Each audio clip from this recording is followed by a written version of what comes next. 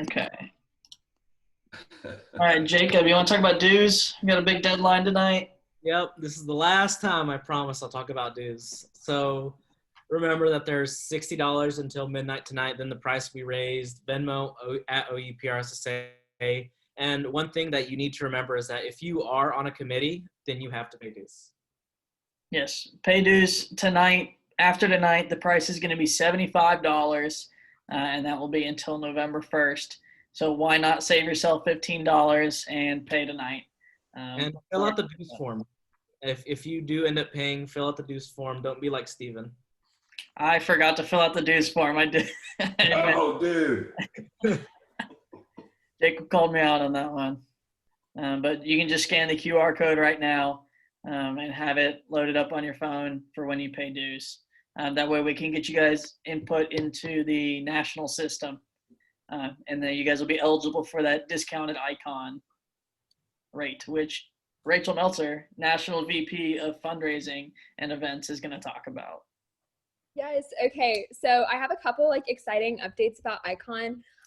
First, my first update with it is we found out last week that if you are like a paying registered person for Icon, not only will you have full access to all the live things that are going on and all the networking and everything, but also if you have to miss a session for whatever reason, our sessions will be available like on demand for up to 30 to 40 days after the conference ends. So that's really awesome that you'll be able to like kind of go back and maybe if you missed something or wanted to like watch something again, that'll be available for you if you pay for Icon, which is really exciting.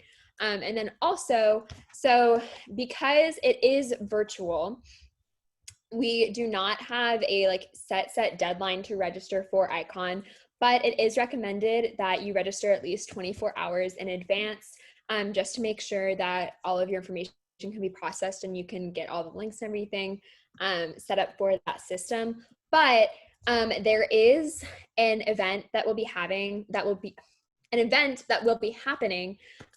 the Champions for PRSSA, which are a really awesome group of professionals that their like big purpose is to help young professionals and help students.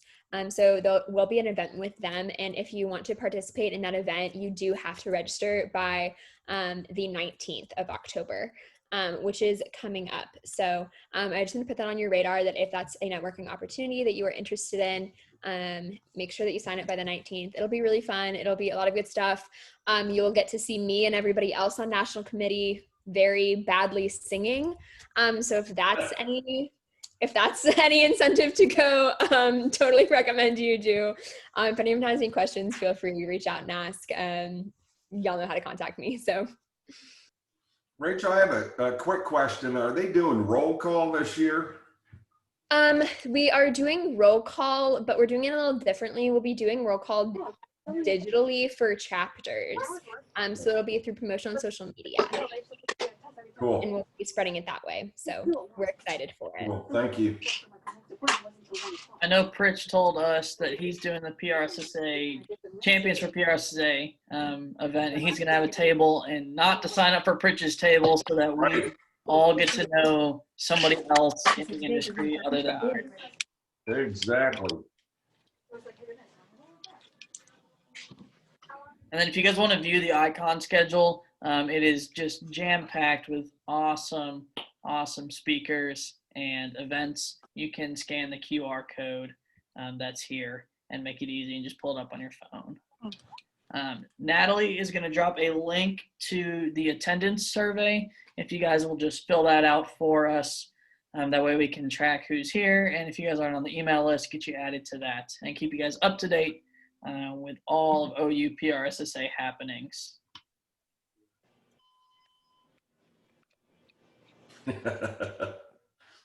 Rachel and Carly, you guys want to talk about upcoming resume workshop?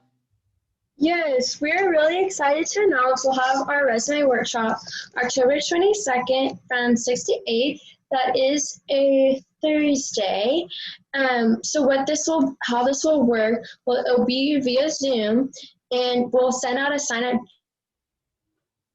where you can select a 20-minute slot that works with your best availability. That way you're not waiting to meet with somebody and you're not being stuck in a breakout room with 10 people. That way you can still have that personal one-on-one meeting with them. Good. For your resume. Let's have an outlet. Yeah, and we're going to have a lot of great PR professionals. So even if you guys think you've perfected your resume, I promise we're going to have some really great information to share with you. And Yeah, so a lot of them will be PR professionals. Like I said, parts are members of PRSSA. We have Taylor Ketchum and Melissa Bird coming, and they have previously shared a lot of good information with us. So definitely something I recommend doing. Yeah, we are really excited for the resume workshop. I know I'm gonna critique mine a little bit, and we'll have them critique it even more. Get ready for applying for jobs next spring after graduation, and applying to grad school too. So definitely take advantage of this opportunity. It's free. It's only 20 minutes. Even if you're a freshman or sophomore in your resume, maybe you don't love the formatting that you have right now, they're going to be able to help with that. Or you don't love the content that's on it right now, they're going to be able to help with that. They are doing this to help each and every one of you guys prepare for applying for internships, jobs, to be in other organizations. Apply to Lindsay and Asp. They are doing this to help you guys present yourself and brand yourself in the best way possible. And just to put an exclamation point on it, the folks that you're getting are some of the top professionals in the Oklahoma City chapter. They have really responded well, and congratulations to Rachel and Carly for putting this thing together. You'll get some great tips during this time, so sign up. Especially those that are in the introduction to PR class, or PR principles, I think is what it's now called. You know, yes, you do for the personal branding project, you got to turn in a resume, I think. Correct me if I'm wrong, though. Absolutely. Yep, and you can be one of the standouts in the class with your critiqued resume. Bam. All right. I'm going to turn it over to our guest speaker tonight, Kevin Waetke. He's the Associate Vice President of Corporate Marketing at Salmons Financial Group. And Kevin, I will stop my screen share and allow you to share yours. All right, I appreciate that. Thanks. Just need to figure it out. Where is it there? There it is, share screen. So can you see that okay? Yes. So far, so good. Well, I appreciate the invitation, and it seems like you booked me so long ago that I had almost forgotten this was coming up, and I knew it would be virtual. So I pulled together just a few slides. This is a presentation that I've done at a number of places, but really with Zoom and as interactive as we want to be, if anybody just wants to raise their hand and ask questions throughout, I thought I'd just give you a little bit of a snapshot of what a PR professional does in the day job right now, with a specific focus on crisis and issues management. And so with that, I wanted to hit a couple of quick things, primarily talking about your role in the PR industry as a counselor, and not just a service bureau, but really to be a consultant to your organization, your company, your club, whatever it is where you're doing public relations. And a lot of that comes down to building relationships, and those building relationships are critical when you're really focused on crisis and issues management. So I thought I'd start by just, Carly had asked that I just kind of recap my career path. I've been doing communication since 1992, so about 28 years. My undergraduate degree is in communications, in journalism for my bachelor's, and in integrated corporate communications, which had some business courses associated with it. But I got my master's at Drake University as well. And the whole reason I went in to get my graduate degree was because my first real job was as a TV news reporter. And in that time, they taught me how to report the news. And I realized there's a whole lot more to this world. And once I got into news reporting, I really enjoyed media relations, the PR elements and the communications elements of media relations. So that's really where I've taken my career. I worked a few years in healthcare at Mercy Hospital as the manager of media relations. And then I moved over to Mid-American Energy, which is a local energy company, has about 1.5 million customers, but it also has a global footprint. It's owned by Berkshire Hathaway. And I did a lot of merger and acquisition communications, investor relations, but a lot of crisis communications related to electrical outages or gas leaks. Then I moved to Maytag for about a year. That's a appliance manufacturer. And I was there long enough to realize they were going to be sold to Whirlpool. And so that job only lasted about a year. And then I moved to Wells Fargo. And I like to tell people that I was 7 years at Wells Fargo in mortgage banking, and it was 3 of the best years of my life. The other 4 was all the subprime lending meltdown and the financial crisis. So I was there defending Wells Fargo's practices related to stemming foreclosures, because we went from trying to make mortgages to trying to foreclose and on many people who were just underwater. And it was a horrible, horrible time. Did it for about 4 years, and it felt like I was constantly playing tennis with the national news media. You know, as soon as they would serve me up a hard question, I'd hit it back, and they'd be right back at me with another one. So I did burn out a little bit, but I had this great financial services background. So I moved to Aviva, which is life insurance and annuities, very much like what I'm doing now. And 3 years into that job, they sold the company, split it apart into tiny bits. So I just transitioned off into the vice president of communications role at the National Pork Board, which there's a nice little image of me networking with my peers in that industry there. But basically representing the interests of farmers and trying to get more people to eat pork. And I think Pritch would underscore if, when I was at a PRSA board member, as a PRSA board meeting, I was always asking where the bacon was, where's the ham, why is pork chop not on the menu? We can always count on you to find the best pork places in town. Absolutely. Austin never fails, for example. But so that's just, I like to, say that I have the perfect background to go open my own agency, and who knows, maybe that's what will happen someday. But I want to talk real briefly about the whole point of communications. And I got to give Tony D'Angelo, a former chair of PRSA, for elements of this slide here. I use it a lot because it really dictates exactly what you need to be focused on as a communications professional. First and foremost, you have to create and build a communication strategy that connects to the core business strategy. Your communications cannot be divorced from the business strategy. And if it is, you're going to have a dysfunctional communications platform, because you're not going to be speaking on behalf of your organization effectively if it's not tied to the core business strategy. You also have to be in a position to navigate and often persuade leadership into doing things that they might not be comfortable doing. Being transparent, being open, answering questions, going through media training is another good example.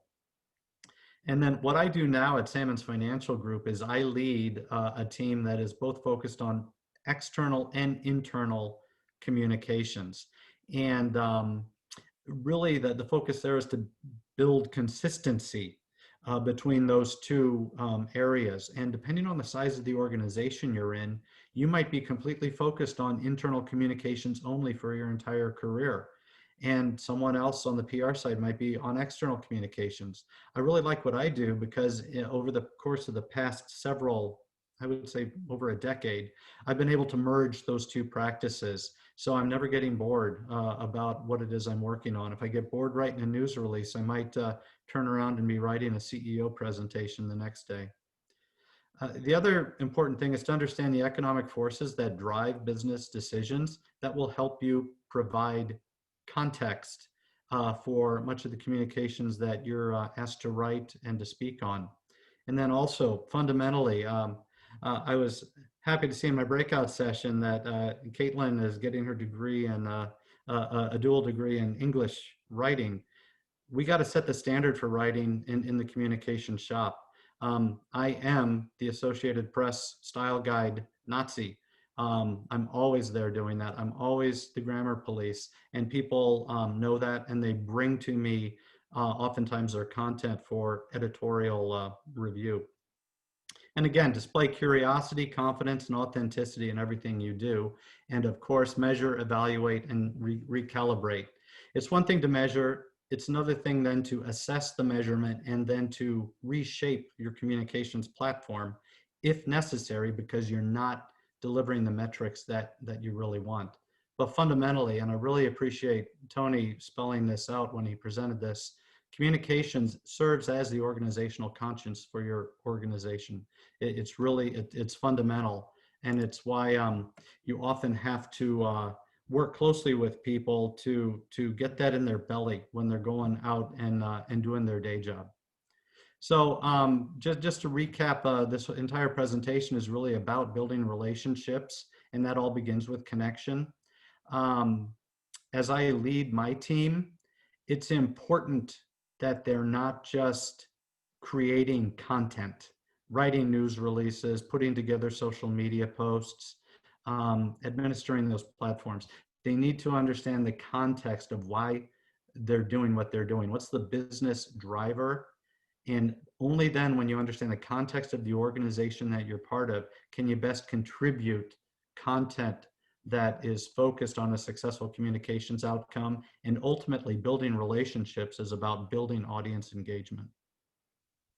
So today it's great. We have so many channels to choose from, and I'm going to get into a couple of slides specifically on that. That we have so many opportunities to share information, but you really have to start with who's the audience and what are you trying to share. Informed audiences are engaged audiences, and that's really what we're after if we're going to have all of our communications be on target. One thing I've learned just in the past few years is really this focus on PESO. This is primarily a media, the media tools that we have to work with, paid, earned, shared, and owned.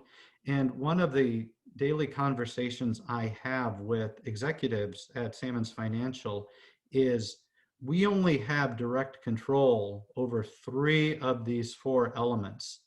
Don't ask for direct control over earned media.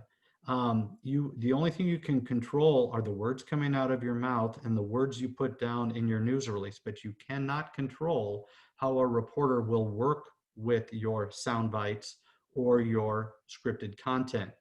I've spent so much time writing news releases that that it's really important to make sure that the news release meets the needs of your objective and your audience, which again is the news media.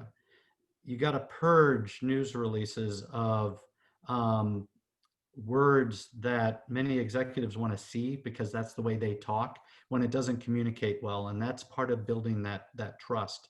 The paid media space, your owned media, your websites, your photo archive, your shared media, your Facebook platform, and your social media. You can control all the words, but it's really important to understand this this model and really to understand how one builds off another. For example, you might have a paid sponsorship that puts you at a in the media center at a major convention or conference, but it is a media center and there's earned media there. So while there's some overlap, this is just an example of how anything that you work on in communications never stands alone.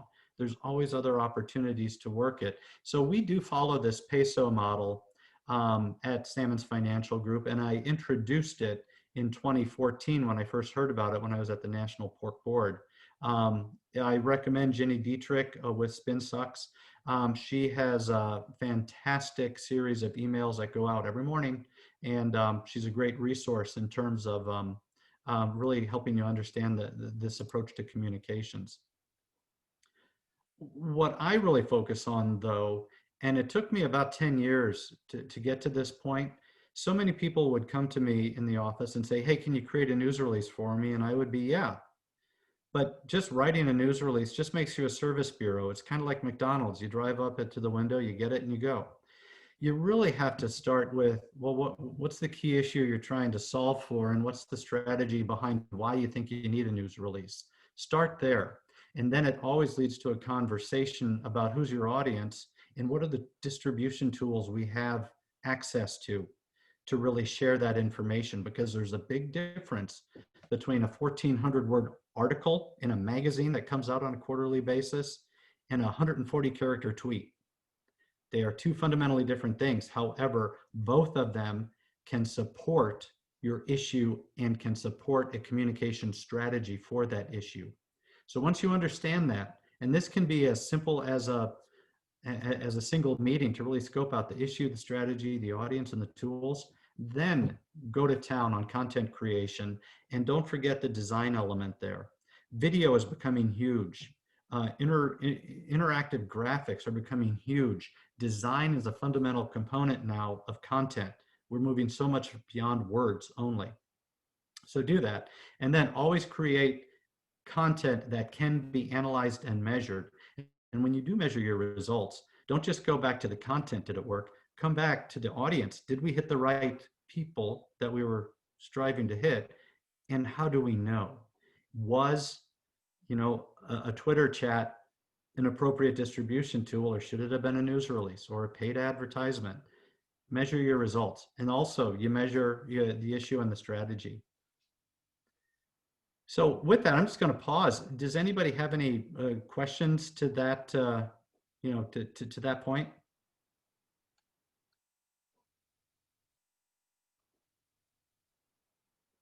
Silence is great. All right. Well, so I'm going to skip ahead a little bit here and say, why am I so focused on these distribution tools? And it's because digital strategy is everything. Digital strategy is the key driver of change. With everybody having a mobile phone and social media platforms at their fingertips, you have to work with digital strategy above all else. Gone are the days of just saying, hey, I have a news release that'll work for that, or hey, I can plug in an article in the upcoming issue of the magazine. And what I really noticed at the National Pork Board, where it's a meat-loving industry, there are activists who are anti-meat, anti-farming, anti-livestock production, and the internet and the digital environment gives them a whole platform of conventional and unconventional media to work through to target your organization. So that really comes down to building that relationship. Let's talk a little bit about the 3 C's, as I call it.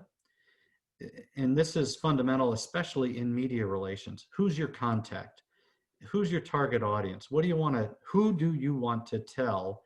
And then the context. Before you even start pitching a news story, you got to get an appetite. Why do you want to connect with them? What's the context as to why this reporter would even care about your story, or why any of the readers would care?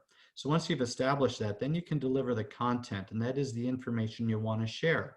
And that really comes down to your substance and your deliverables. And understand too that there's an ongoing flow of communication, conversation, and sharing along that continuum. And that's because today's media is completely different from the media when I was a television news reporter in the late 1980s. In the late 1980s, the news was on at 5, 6, and 10, and those were your deadlines. But today, the news is 24/7, and it's personal. You can determine what news you want to be exposed to, and it's portable. You can pull up the news you want on your phone, and if you don't like what you're seeing, it's participatory. You can chime in, offer a comment, or give a story more legs, make it go virtual simply by sharing and resharing and resharing again. That's today's media environment, and that makes it a little tough. And really, that's why we're all about being focused on trust. And I love this when I came across it. Never in the history of Calm Down has anyone calmed down by being told to calm down. This is where communications really starts having the rubber meet the road, because managing issues means managing people. And a good example of that is every year Gallup does their survey, and this is the 2019 results. I don't think it's shifted much in 2020, but across the board, issues management begins with trust. And fortunately, you're entering a career where communications plays a role in every aspect of the work we're going to do. So when you look at this scale of trust, science used to matter. Nurses, doctors, pharmacists, and in my industry at the National Pork Board, your chief veterinarian and your veterinarian who had a doctorate in public health. These were the people that we would media train and put up there on issues that were tough to address because they were very potentially low in the trust. You know, the issue was very low in the trust area, so you needed to have a very highly trusted spokesperson serve. This is where I would shift from being the spokesperson for my industry to helping media train the spokesperson for the industry who might have several letters behind their name, PhD, MD, DVM. And then as you go down the trust scale, what I like to see here right in the middle of the pack are journalists, which is exactly where they should be. That means they're objective. As many people trust them as don't trust them. But I guarantee that if you are a follower of Fox News or you're a follower of MSNBC, two completely different types of viewers, they trust the journalism that is being shared with them every night. And then you go on down you know, one thing that's in here is communications isn't really part of this. And again, I'll just underscore that communication plays a role in every industry. This is why it is fundamental. You understand the business drivers of your organization above all else. So that leads me to talk a little bit about what I call spheres of influence. We are in that upper right side. We live as a reputational influencer. We're an employee of a company and we have access to subject matter experts, SMEs. We define the spokespeople, we train those spokespeople, and we align ourselves with industry experts and maybe even some non-governmental organizations outside of our industry that can become third-party advocates. And that's where we live in terms of building trust in communications. But we have peers that have influence as well. And it is the media, which are your journalists, your bloggers, and media companies that can share your story. And then there's cultural influencers. These are the people that are simply celebrities, authors, content creators. YouTube has a ton of cultural influencers. And if you oftentimes, people are moving from celebrity endorsements to more YouTube content creator endorsements. We did that very much at the National Pork Board, where we found fitness junkies who loved protein, and we would build videos with them, and they had followings of millions of people, and that's how we would help build our reputation among these cultural influencers.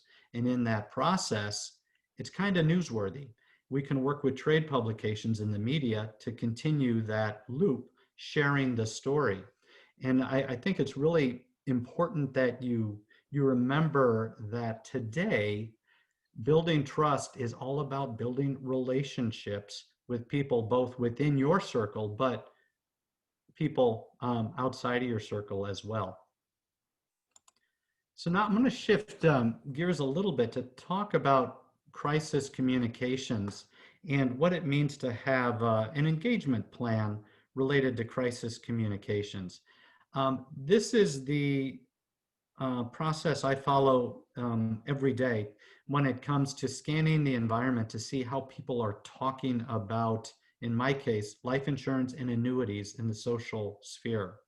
We have tools to gather that information, to scan mainstream media and social media. And if ever an issue comes up, we will activate literally by 8 or 9 a.m., a touch base call to say, hey, this came across the wire, or this is being reported on. Do we need to respond and move into a response strategy, which is there at about the 4 o'clock on the clock. And in that process, this is exactly where we're talking about the situation, the issue, what's our strategy, and if we decide to do anything, what's our audience we're trying to engage with, and what are the tools we're going to use. And then we will scan the social environment across all channels and across the industry, and then really determine, once you get to about 8 o'clock there, do we need to engage? And so many times I have had to talk senior leaders off the ledge, thinking that the issue was so vital and important that we needed to address it. And there is a fine line between acknowledging and what I call feeding the beast of crisis communications, and just pausing a bit to assess how bad is this situation. Sometimes you might get 15 to 20 minutes to assess that. Sometimes you won't. For example, the Minneapolis Police Department did not have 15 to 20 minutes or a day to assess the George Floyd incident. That was in real time on live television, and they needed to act in terms of maintaining the situation, the crisis communications that unfolded, and they didn't do it particularly well. And that's exactly, as you graduate and move into a communications profession, these are the types of environments that you're going to face day in, day out. And I don't care what industry you work in. I've worked in healthcare, manufacturing, energy, financial services, food production. All of them have make or break issues that you need to immediately assess. Is this going to damage our reputation as we go out and about trying to build trust?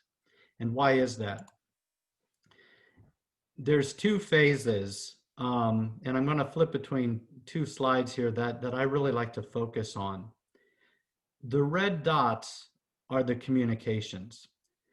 As an issue is emerging, this is when you are working on all of your vulnerabilities assessment, your talking points, you're planning for an issue that may or may not ever happen.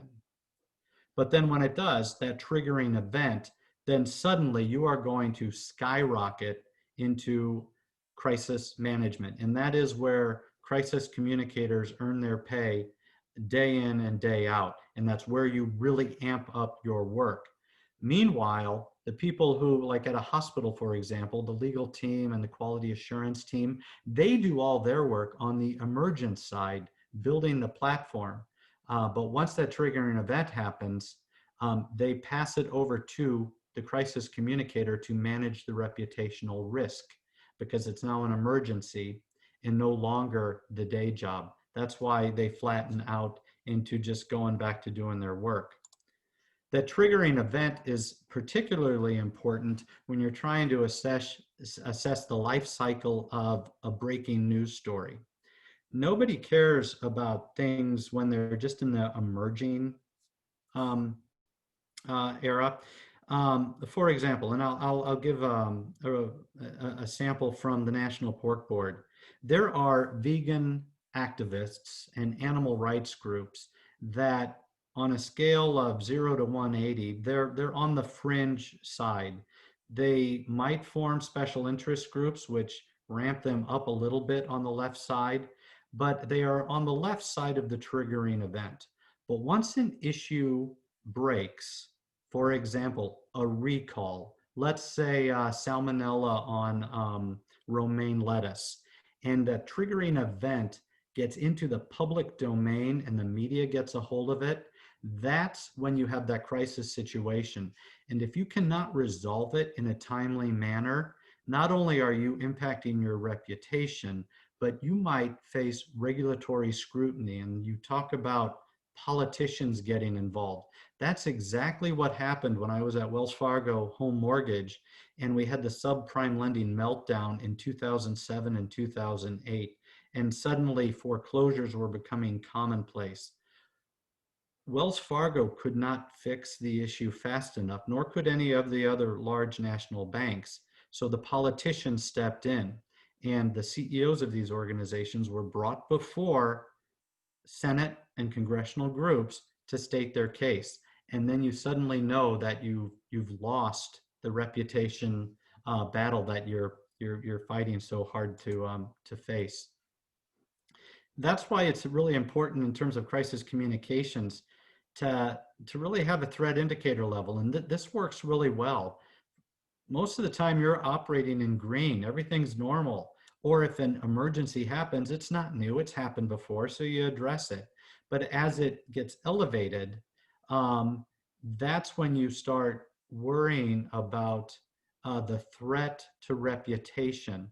And really, I've always been in the yellow-orange time frame for most of the issues. I will say that when I worked at Wells Fargo Home Mortgage, that was an industry-wide crisis that was national in scope and highly visible. That was red.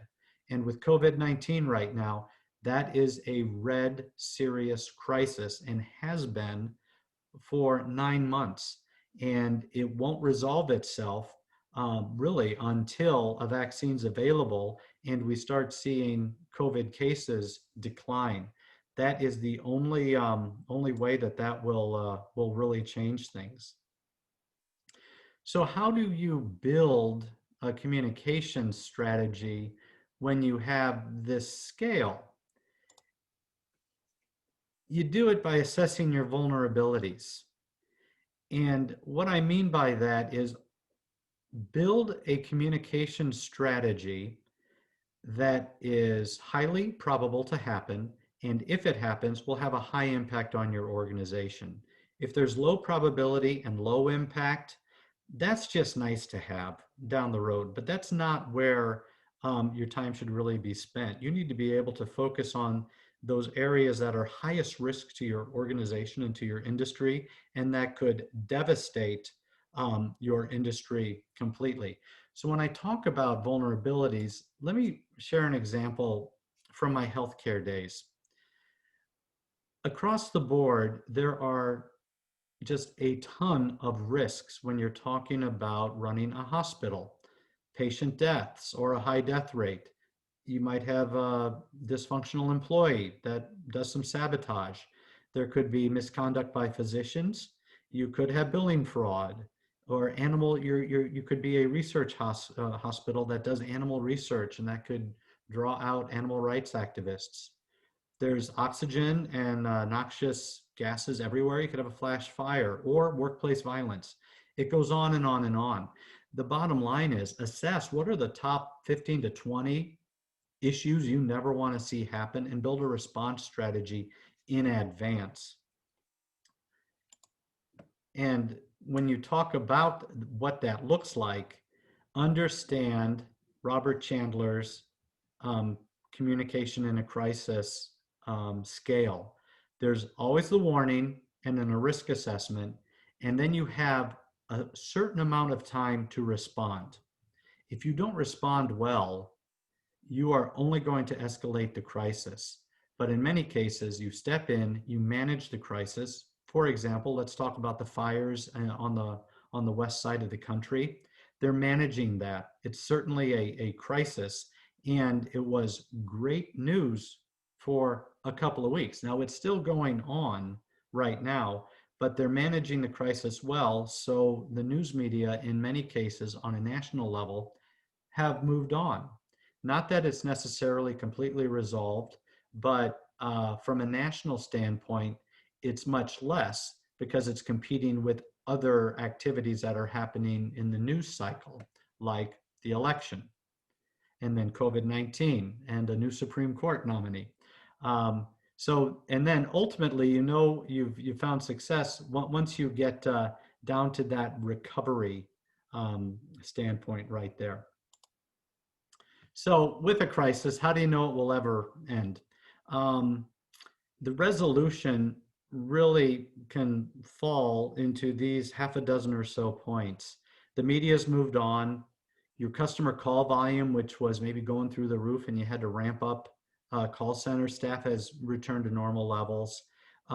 Maybe you have a sales force out in the field and they can communicate back and say, hey, we're seeing less customer concern.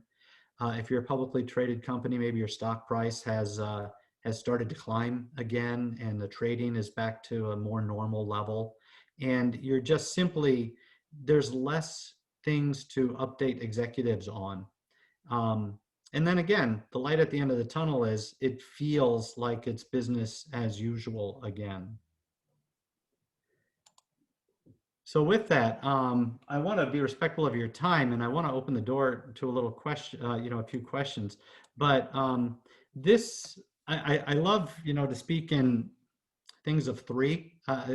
Any person can really only handle three things at a time. So you may have seen throughout this entire presentation, I kind of stack things in threes. And this is my successful issues management Venn diagram, that when you're not in crisis, your day job is to build trust with your audiences. That might be government relations, it might be media relations, community relations. You're just building trust. You're a good company doing a good job. But you need to rely on that trust to protect and defend your organization. And you do that by monitoring issues through mainstream media and social media monitoring. And that always sends up the little triggers. And I talked about vulnerabilities assessment. It's where you can see the red flags and build support materials to prepare for any potential crisis. And a big part of that is working with stakeholders, those third-party advocates in government relations or maybe within your industry that can help support you in terms of shaping and telling your story if you ever are in a crisis communications environment. And then crisis planning is all about understanding the risk landscape, those vulnerabilities. Define your target audiences, know who your response team is, and then really focus on how do we respond, how do we recover, and how do we resume normal operations. That's where issues management really all comes together. And at the end of the day, I always go back to Lucy and Charlie Brown. Building trust really begins with building reputation. Charlie Brown's only going to kick that football so many times if Lucy keeps pulling it away. And that's the way you have to think about your organization in that regard, really to become an agile communicator. And an agile communicator is really one that's first and foremost audience focused. And then all those other great adjectives on there. So with that, I know it's a little after 8. More than happy to take questions of the group, and let me know what's on your mind. Yeah, y'all can either type them in the chat and I can moderate those, or you can just unmute yourself and ask those questions to Kevin. Do you need me to quit sharing, or did you take it away from me already? I did not take it away from you. You can. All right. I'll go ahead and stop sharing so that I can see more faces. There we go.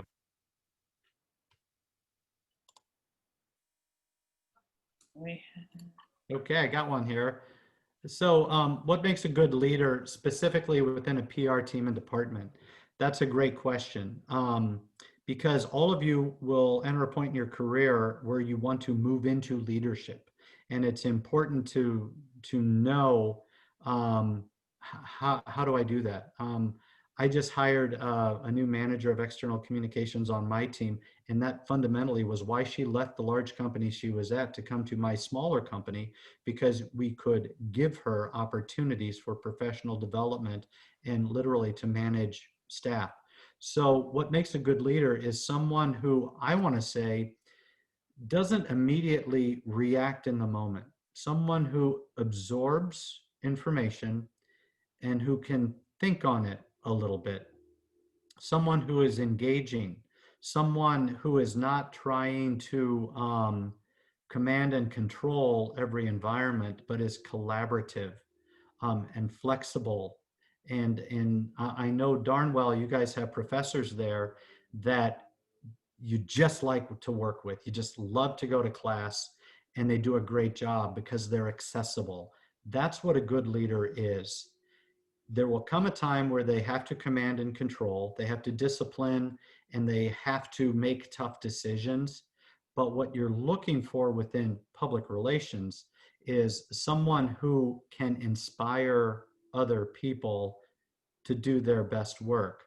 I don't know as much about social media as I wish I did, because I'm a 50 plus guy trained in college in the 1980s. But I'm going to hire people who do, and I'm going to entrust them to do a good job, and I'm not going to micromanage them unless they give me a reason to. So that's what a good leader does. It allowed it, it's a cliche. You hire good people and you let them do their job. What's a skill that I brought from my journalism background into public relations? I would say work ethic and turning on a deadline. The one thing about communications, and the main reason I got into communications, was I was so tired of doing my best work, but sometimes my best work wasn't my best work if I had just been given a little more time to put a story together.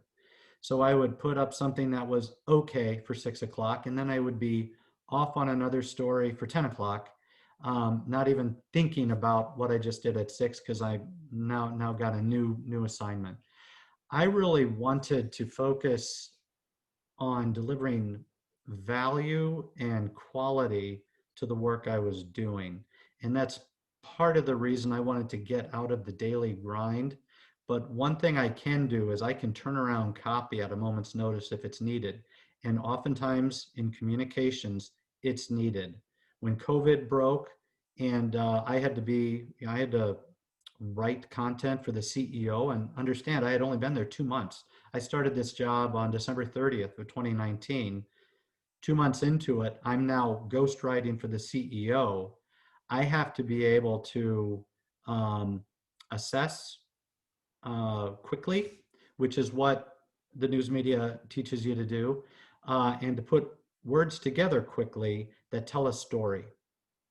That's one thing that senior executives may not particularly be good at, is sharing a story. They know in their heart what they want to say, but they don't have the words to do it. And that's where we come in. That's why our writing skills are fundamental to communications, so that we can, again, serve as that organizational conscience. It's not so much what do they want to say, it's what should they be saying, because we want to make sure that the content that we share is not tone deaf. And we've seen a lot of tone deafness in 2020 related to racial equity and COVID-19 response. So that's probably probably the most fundamental thing that I took away from my journalism background. And I would never trade in the 5 years I worked in TV news for anything, but I was glad I got out of it when I got out of it. My career highlight and why.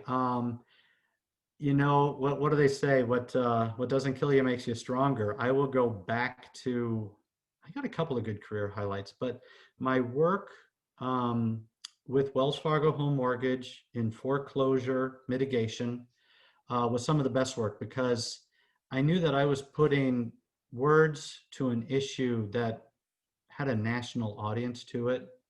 I went from trying to pitch the Wall Street Journal on a friendly news story to really swatting away Wall Street Journal reporters like flies, because every reporter had a different angle on a home in foreclosure, whether it was in New York City or Phoenix, Arizona, or Tulsa, Oklahoma. And that was tough, but I helped the company build some good communications as a result of that.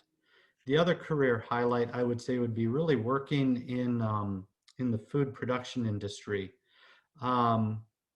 People care about where their food comes from. And at the National Pork Board, the 7 years I was there, I really helped to shape the story of farming, and why farming was fundamental to the growth of the US, why farming is fundamental to healthy living and healthy eating. I may have gotten into a few debates with vegan activists over the course of that time, um, professing my love of pork. But, I really wanted to share the story of responsible farming, and I did that, and I think we had some pretty good success over the course of the past several years in trying to improve the conversation around where your food comes from. What's the one that got away, and what would you do differently? Um, Boy, that's a really good question, Pritch. Yeah, count on you to ask the tough one. I would say back when I worked in the energy industry, the one thing people hate about the energy industry is that it is a monopoly. And there was a period of time in the 1990s where they were going to throw open wide access to energy. But every energy company is run by a utilities board, and they only want one set of wire or one pipeline going through the ground, and they were not going to share access to the pipeline and to the wires. So they were forcing competing utility companies to put up new wires. And if you can only imagine what that did to the landscape when more wires started going up on power poles, that is one of those industries that the competitive access to energy just never got off the ground in the 1990s, and I could not help shape that story any differently because it was so highly regulated. So that is one of those issues where you feel like you have the right answer, but you just can't make it work because the environment that you're in is too regulated and too political by nature, and you just end up banging your head against the wall, and you finally just have to throw up your hands and say, I can't tell this story, and it's tough. I think that's probably the one that comes to mind. There was another one that that I would say is I actually worked in healthcare at a major hospital when ER came out. That kind of dates me, but we're talking about the late 1990s. And so everybody every TV news crew wanted to spend a night in the ER. And you're opening yourself up to a lot of, of privacy issues when that happens. And so it's one thing to encourage the CEO to bring a camera in. It's another thing when that camera is in and they shoot video that they have permission to shoot because you gave them permission and bad things happen. For example, a patient dies. That is another good example of something that I didn't predict would happen, but did, related to having a television news crew in an OR operating room, I should say in a heart operating room, because they were doing a heart transplant and the patient died, and they had the whole thing on camera. And that is hard to pedal back from that as well. And that's probably a good example of making sure that you assess your vulnerabilities very, very carefully to make sure that what you're taking on is worth the risk to your organization. And I can't say that that necessarily was. It turned out okay because we had signed patient waivers. They knew what they were getting into, and they objectively saw the difference between literally their family member dying, and this was of no fault to the hospital that happened to bring a camera into the room during that time. Cool. Well, Kevin, thank you for sharing all of your knowledge with us and kind of your story. We really appreciate it. I'm sure those that missed the meeting tonight will appreciate it when they can watch it later on and view the recording. Thank you all for being here at the meeting tonight. Thank you, Dean Kelly, for making it to the 4th straight meeting. Appreciate you. Well, it was a pleasure. I always like talking to students, and hopefully we'll see you guys out there at a PRSA conference someday.